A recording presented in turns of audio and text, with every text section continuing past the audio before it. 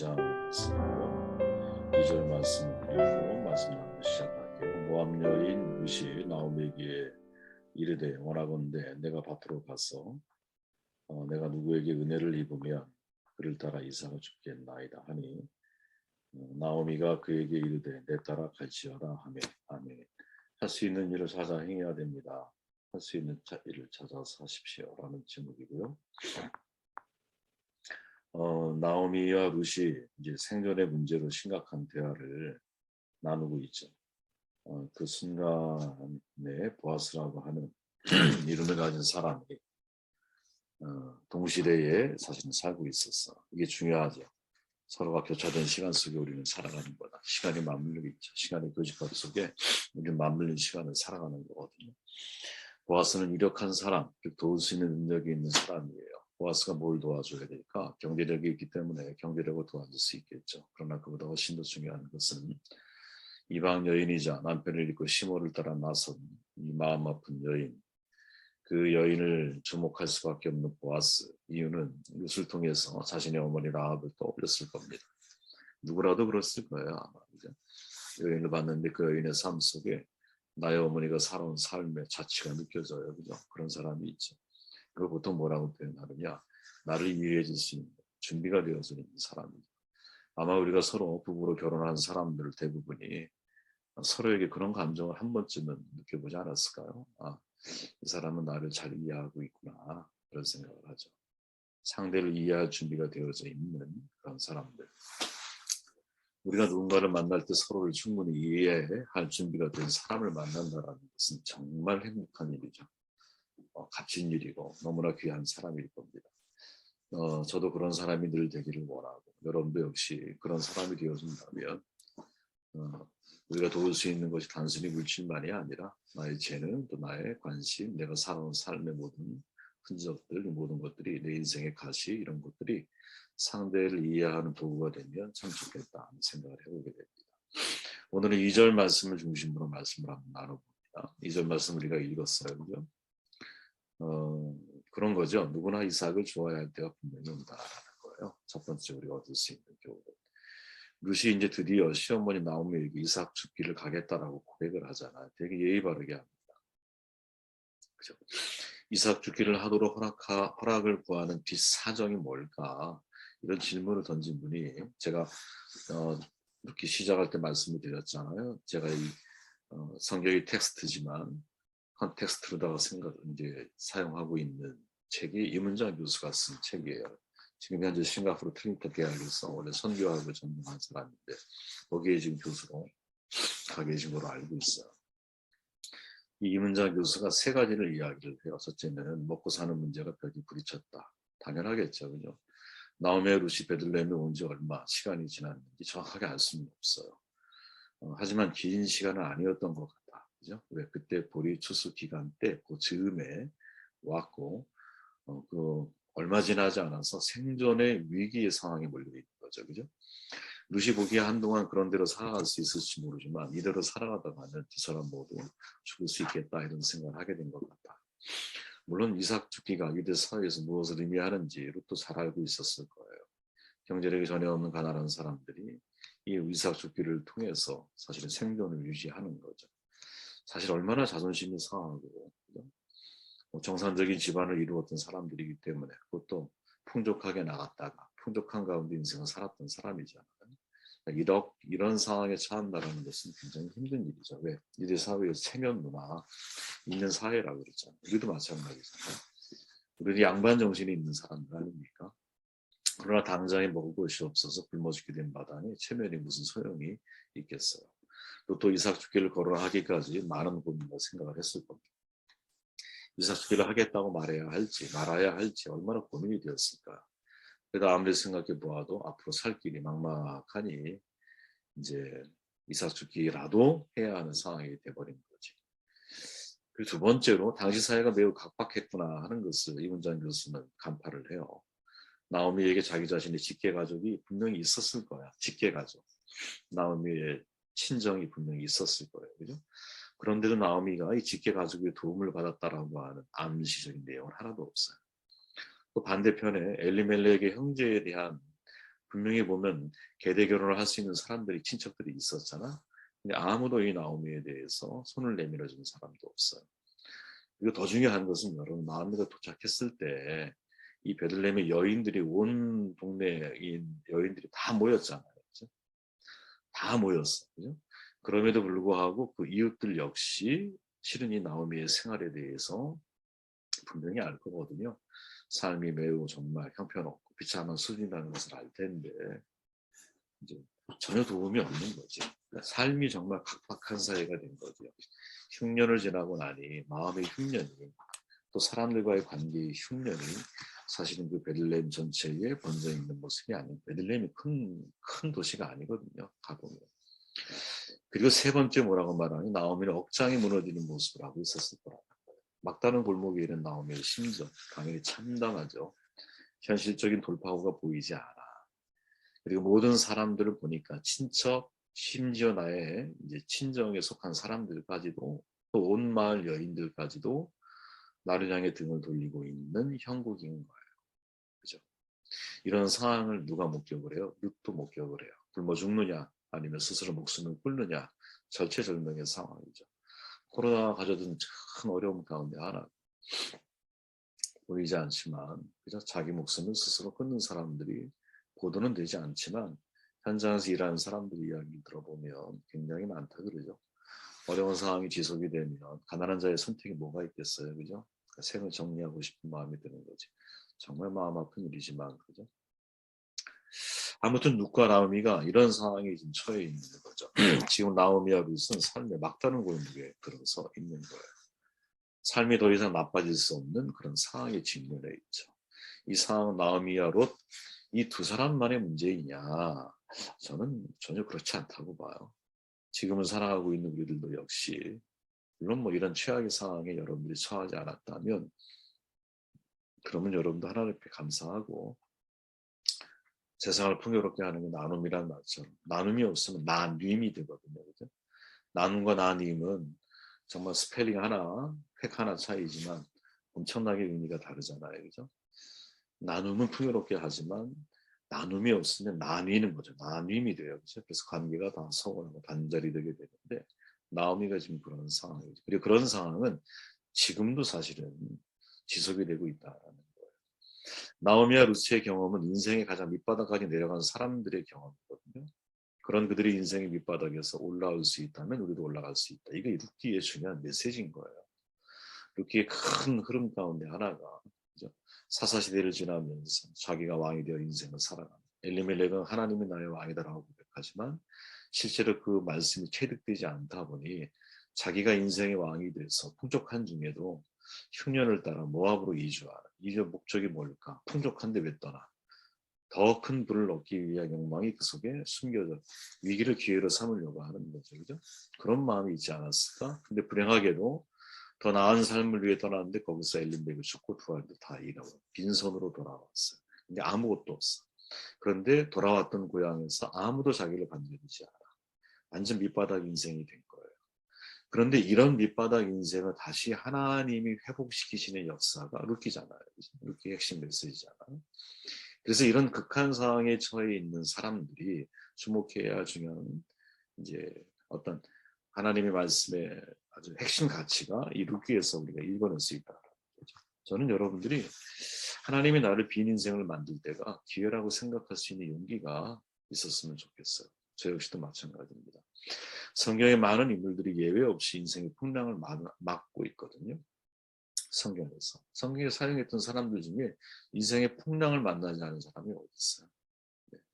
저는 모든 고통, 고난이라고 하는 것은 뭐랄까요? 질량 보존의 법칙처럼 모두에게 사실은 정해진 분량에 어떤 봄, 여름, 가을, 겨울의 인생이 다 포함되어 있다고 생각을 하거든요.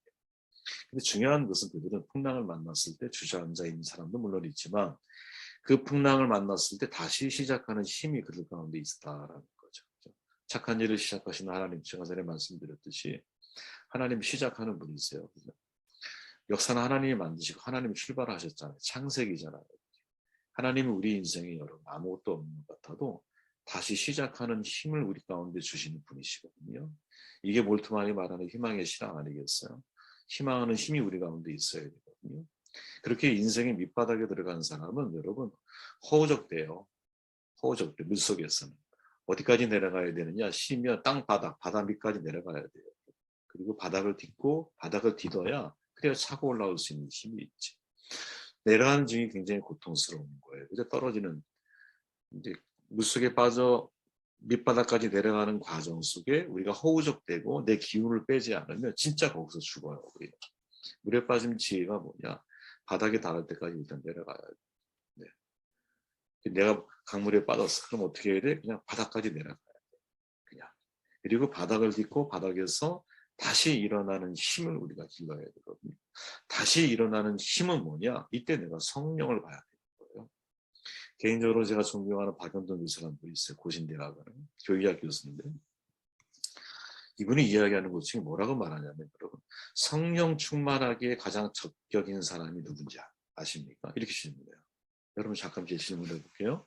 성령으로 충만하기에 가장 적격인 사람이 누구일까요? 성령으로 충만하기에 가장 적격인 사람. 이것은 정반대로 영적으로 완전히 바닥인 사람인 거예요. 제가 그럴 수 있어요, 여러분. 그리고 거기에서 또 희망을 찾아야 되는 거죠. 여러분이 그럴 수도 있거든요. 우리가 항상 성령의 충만함을 유지해 나가면 얼마나 좋겠어요. 근데 인생은 그렇지가 않거든요. 정말 오르막내리락 하면서 정상을 향해 올라가는 거야. 산 정상을 올라가다 보면 오르막도 있고 내리막도 있잖아요. 근데 중요한 건 뭐예요? 우리가 목표로 한 정상을 가는 데 있어서 나는 지금 정상으로 가고 있다는 거야. 내리막 길을 잠깐 내가 내려간다고 해서 정상으로 올라가지 않는 게 아니에요. 그죠?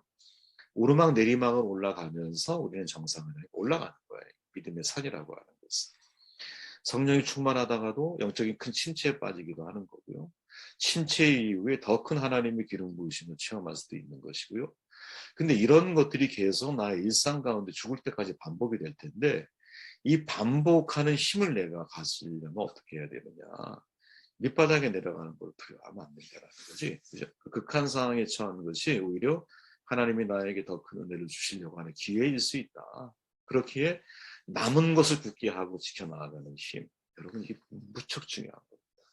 아무것도 안 돼요? 찬양밖에 안 되고 찬양이라도 하면서 여러분들의 신앙을 유지해 나가는 에너지 너무 중요한 거죠.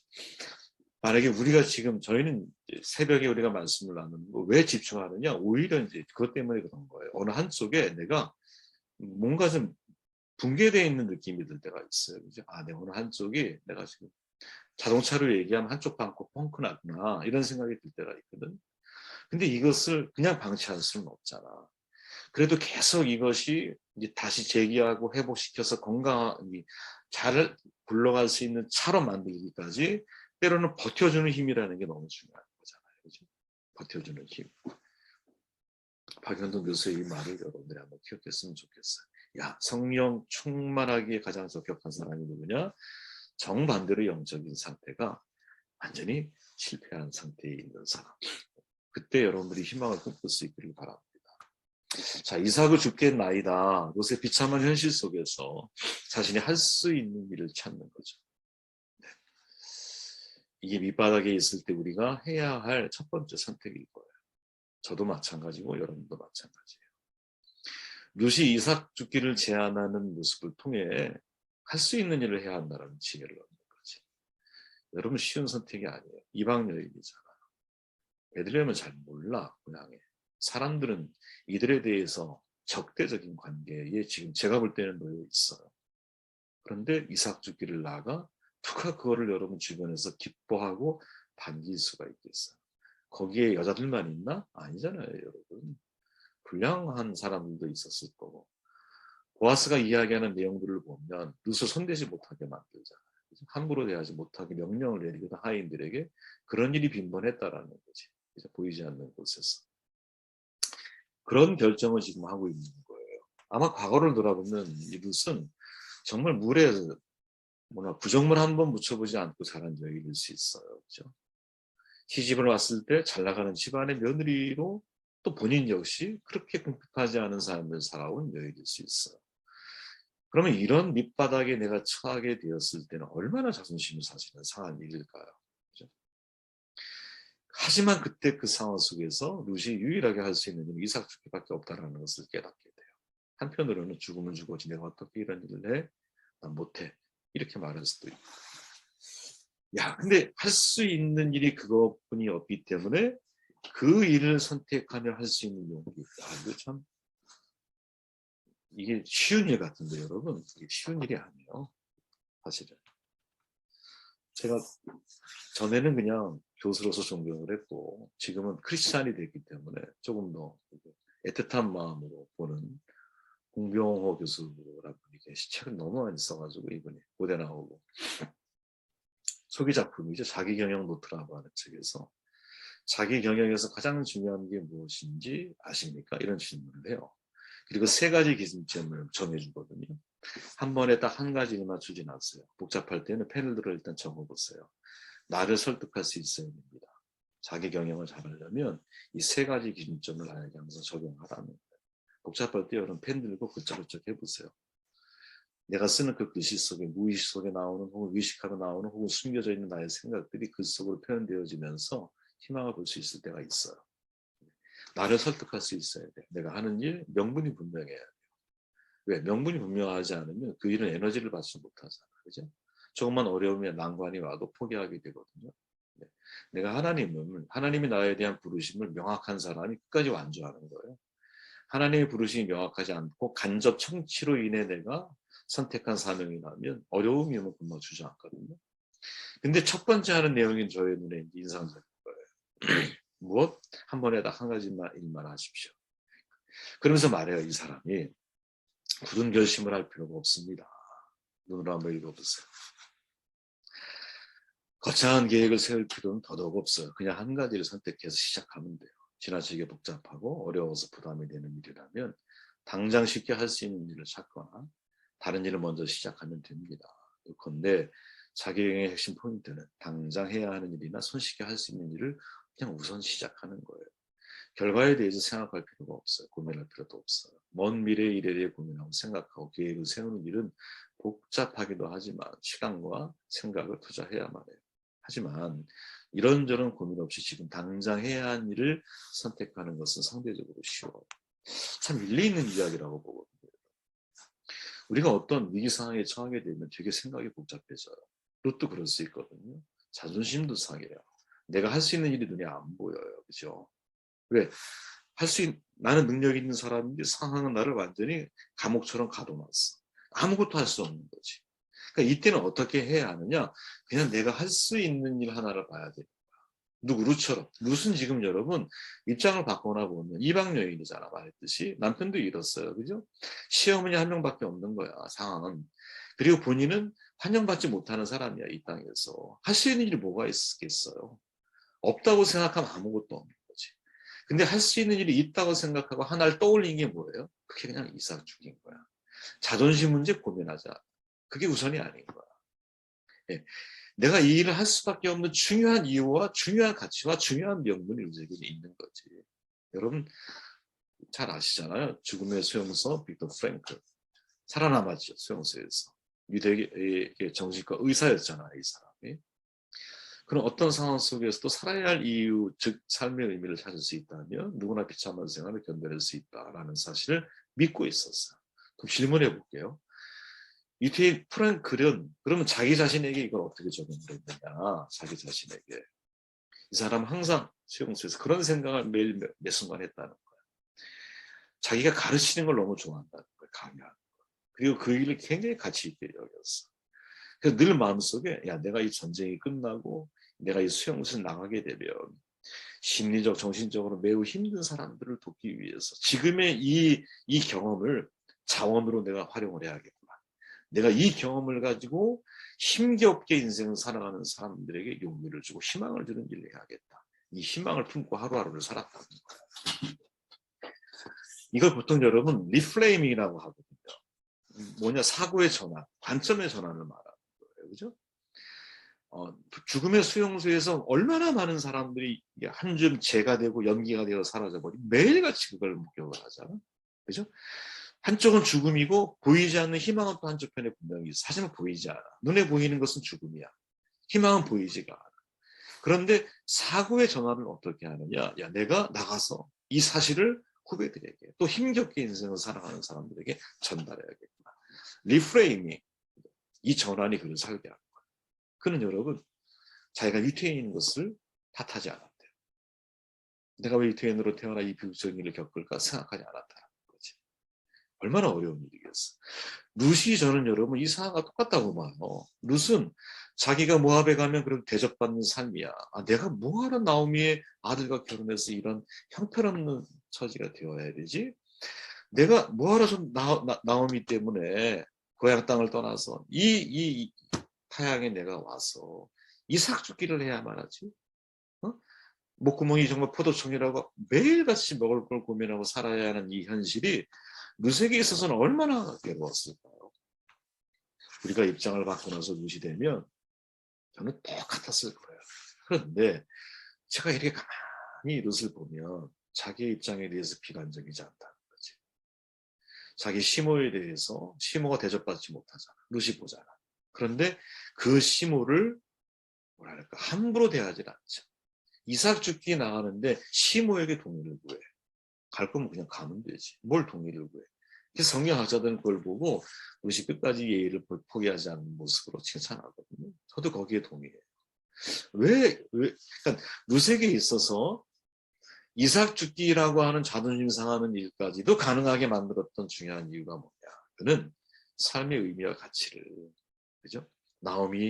그 나오미와 함께하는 것, 그 나오미의 생존을 내가 돕는 것, 그것을 위해서는 그 어떠한 것도 내가 두려움이 없다라는 것, 내가 할 수 있는 일이 이삭 죽기라 할지라도 그거라도 내가 실천에 옮겨야겠다라고 하는 것, 이게 진짜 사랑인 거지. 우리의 부모들이 그런 사랑으로 지금까지 가정을 지켜오고 돌보지 않았겠습니까? 그죠? 우리의 교회 공동체가 나의 도움이 필요한 사람들에 대해서 이런 애틋한 마음을 가지고 사랑할 수 있다면 얼마나 그게 사실 건강한 공동체로 가는 지름길이 아니겠어요? 더 중요한 것은 나오미로 인하여 버티는 힘을 갖게 된 이 룻이 선택한 바로 그 일, 내가 할 수 있는 일이라도 해야지 라는 마음으로 나아갔던 바로 그 이삭 죽기 현장에서 누구를 만나? 보아스를 만나. 하나님의 카이로스가 그 과정에서 시작이 돼요. 저 여러분들의 삶에 이런 은혜가 있기를 바랍니다. 누구나 여러분 이삭 죽기의 타이밍이 있어요. 끝까지 내려가세요. 바닥을 치세요. 그리고 그 바닥의 자리에서 내가 오히려 성령이 나에게 충만하게 임재할 수 있다는 것을 기대하면서 하나님이 제게 힘을 꿈꾸는 희망이 여러분들에게 있길 바라요. 할 수 있는 일을 바라보셔요. 그리고 그 일을 그냥 묵묵히 지금부터 다시 반복해서 하세요. 그리고 그것이 언제고 나에게 하나님의 카이로스를 만나게 하시는 중요한 어떤 통로가 될 수 있다. 이 말씀을 품고 여러분 오늘 하루 승리하시기 바랍니다.